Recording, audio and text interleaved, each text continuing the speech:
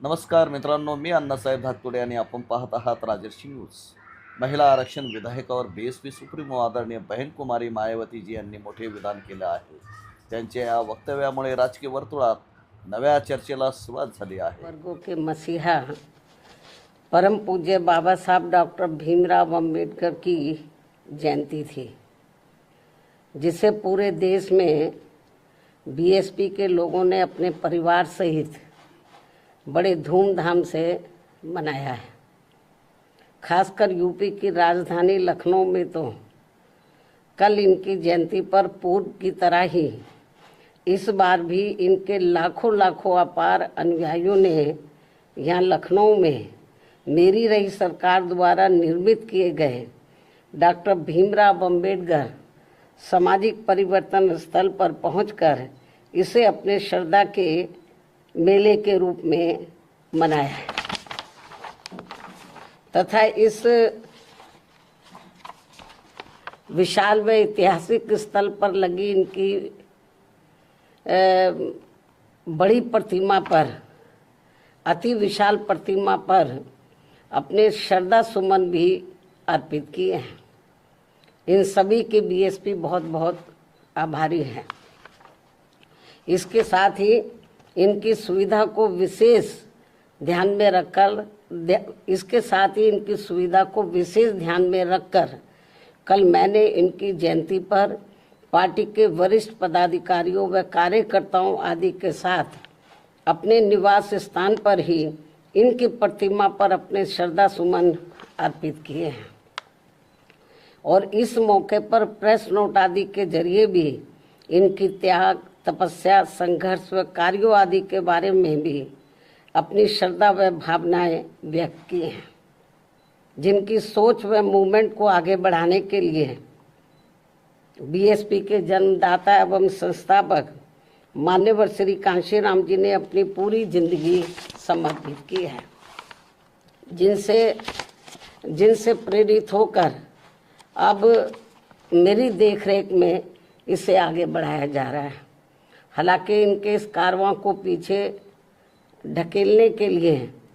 यहाँ सभी दलित विरोधी जातिवादी पार्टियाँ किस्म किस्म के साम दाम दंड भेद आदि हथकंडे भी काफ़ी इस्तेमाल कर रही हैं, जिनसे बीएसपी के लोगों को कदम कदम पर हमेशा सावधान रहना है और यही फिर अपने इन महापुरुषों के प्रति इनकी सच्ची श्रद्धा भी होगी। हालांकि इस संदर्भ में मेरा ये कहना है कि बीएसपी के बेस वोट अर्थात दलितों के वोटों को लुभाने के लिए पिछले कुछ समय से यहाँ सभी विरोधी पार्टियाँ अपने अधिकांश कार्यक्रमों में बीएसपी के नीले रंग को ही विभिन्न रूपों में इस्तेमाल कर रही हैं, जिसका दलितों पर कुछ भी असर पड़ने वाला नहीं है, क्योंकि इन पर केवल बीएसपी के नीले रंग का ही असर पड़ता है, अन्य किसी और रंग का नहीं। ये विरोधियों को ध्यान में रखकर चलना चाहिए। और अब जिस खास मकसद से आज मैंने मीडिया बंधुओं को बुलाया वो है महिला आरक्षण का अति महत्वपूर्ण मामला, जिसके लिए केंद्र सरकार ने कल से संसद का 3 दिन का विशेष सत्र भी बुलाया हुआ है। और इस संबंध में हमारी पार्टी का ये कहना है कि देश में बहुजन समाज में से खासकर एससी, एसटी व ओबीसी समाज के हित व कल्याण की तरह ही महिला सशक्तिकरण आदि की बातें भी तो बहुत की जाती हैं, किंतु सही नियत नीति एवं मजबूत इच्छा शक्ति के अभाव के कारण इस पर ईमानदारी से अमल शायद ही कभी ठीक ढंग से हो पाया है। इसी का नतीजा है कि कमज़ोर वर्गों के लोगों की तरह ही महिलाओं के विरुद्ध भी जुल्म, जाति एवं शोषण, अत्याचार आदि की जघन्य घटनाएं आज भी सही से रुकने का नाम नहीं ले रही हैं।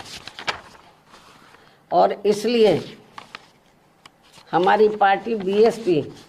देश की सर्व समाज की महिलाओं को उनके आबादी के हिसाब से 50% आरक्षण देने की मांग लगातार करती आ रही है, लेकिन जिसे कोई भी पार्टी अपने अपने स्वार्थ व मजबूरियों के कारण मानने को कतई भी तैयार नहीं दिखती हैं। वैसे भी भला हो परम पूज्य बाबा साहब डॉक्टर भीमराव अंबेडकर का, जिन्होंने देश की महिलाओं को पुरुषों के समान बराबरी वाला एक व्यक्ति एक वोट का यह अति मूल्यवान मानवतावादी संवैधानिक अधिकार देकर यह पूरे महिला जगत को धन्य बना दिया है, तथा जिस महिला सम्मान व उनके सशक्तिकरण की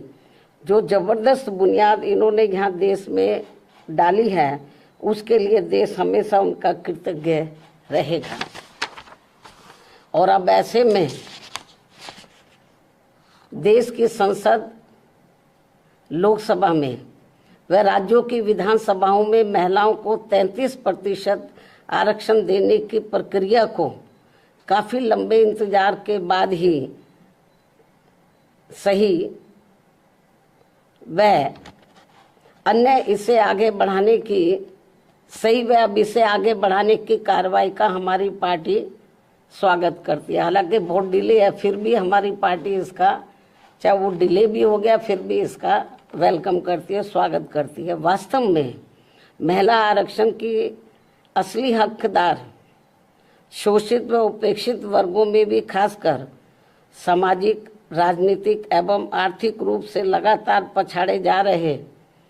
SC, ST व OBC समाज की महिलाओं को यदि इसमें अलग से आरक्षण की व्यवस्था की जाती है तो ये उचित होने के साथ साथ,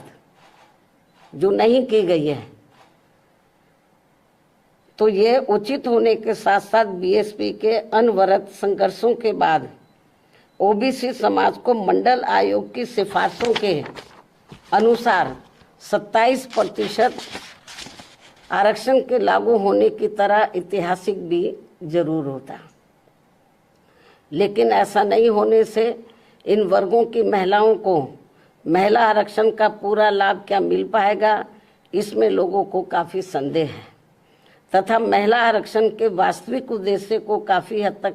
नकारने जैसा है। वैसे भी महिला आरक्षण को राजनीतिक स्वार्थ की बजाय महिला सुरक्षा, सम्मान व उत्थान आदि से जोड़कर देखा जाना चाहिए, तभी इसका सही लाभ इनको मिल पाएगा। अन्यथा यहाँ ज़्यादातर मामलों में सामंती व जातिवादी तत्वों के हावी होने के कारण देश की महिलाओं को जो उनका उचित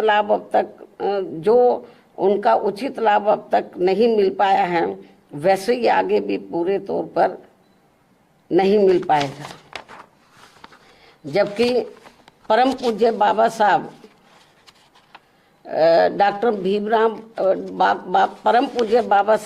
भीमराव अंबेडकर ने संविधान में महिलाओं को जिंदगी के हर पहलू में बराबरी व आत्मसम्मान का हक देने के साथ साथ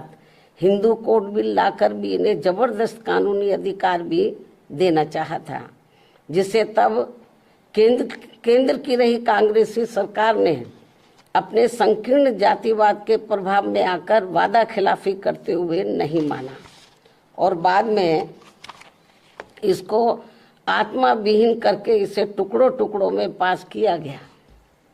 इस प्रकार OBC समाज को आरक्षण देने के साथ साथ महिलाओं की सुरक्षा, सम्मान व उत्थान सुनिश्चित करने के मामले में ठोस कदम नहीं उठाने आदि के विरोध में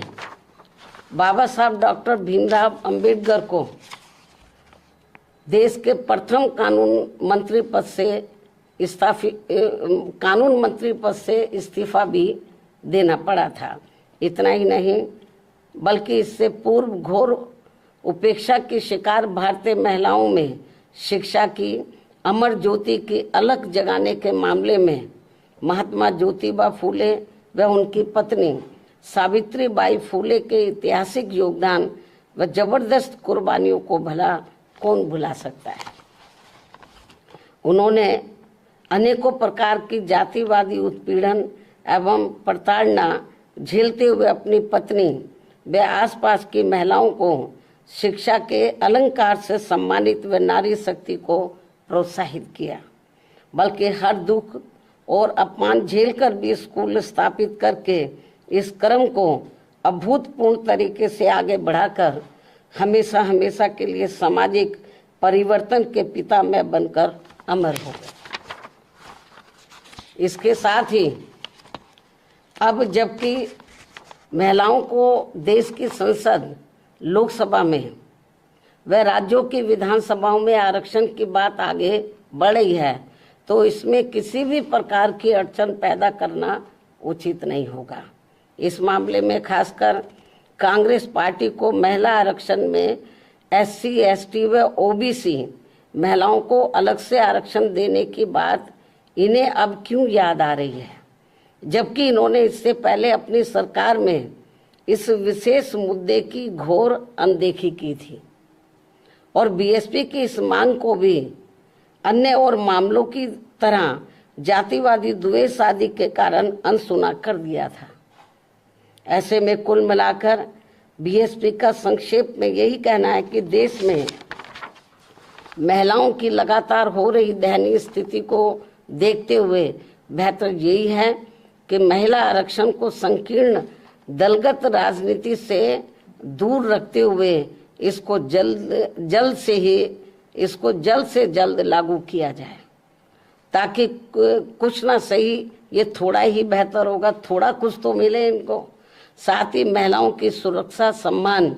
व उत्थान आदि के मामले में सभी लोग अपना मन भी जरूर चंगा करें, ताकि देश को कटौती में गंगा मिल सके। इन्हीं जरूरी बातों व सुझावों के साथ ही हमारी पार्टी वर्तमान केंद्र की सरकार द्वारा संसद में, लोकसभा व राज्यों की विधानसभाओं में 33%